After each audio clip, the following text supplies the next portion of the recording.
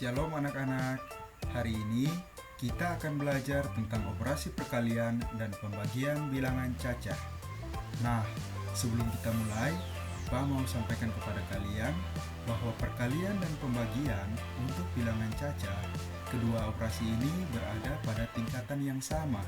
Itu berarti perkalian dan pembagian sama kuat atau seimbang. Jadi, dalam operasi, jika kita menemukan perkalian dan pembagian, maka kita harus mengerjakan dari yang paling kiri atau yang paling depan.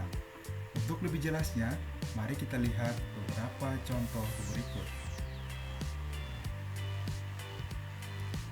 Pada contoh yang pertama, terdapat soal 250 dikali 50 bagi 25 sama dengan titik-titik. Nah, kita akan melihat bagaimana penyelesaian dari contoh tersebut. Dalam soal, terdapat dua buah operasi, yaitu operasi perkalian dan operasi pembagian. Nah, seperti yang Pak sudah sampaikan tadi, yang harus kita kerjakan terlebih dahulu adalah operasi yang paling kiri. Dalam hal ini, operasi perkalian.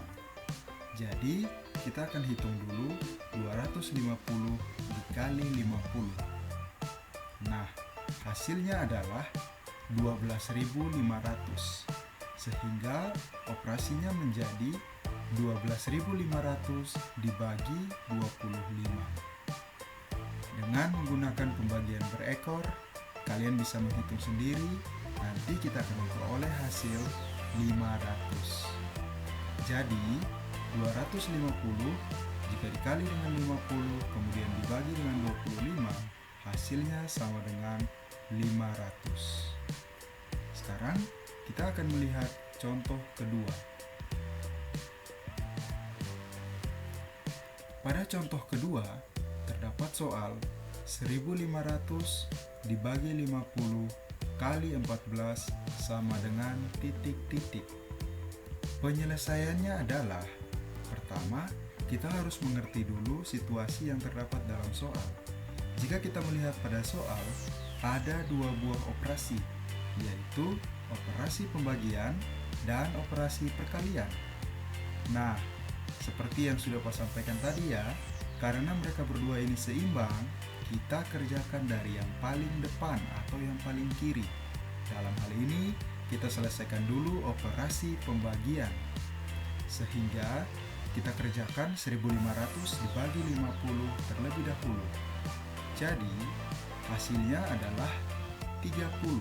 Karena 1500 jika kita bagi dengan 50 menggunakan pembagian berekor, kita akan mendapatkan hasil 30. Selanjutnya yang akan kita kerjakan adalah operasi perkalian, yaitu 30 dikali dengan 14. Di mana hasilnya, kalau yang ini mudah ya, kita tinggal kalikan saja 3 dengan 14, baru ditambah 0. Berarti 3 kali 14 sama dengan 42, jika ditambah 0 di belakangnya menjadi 420.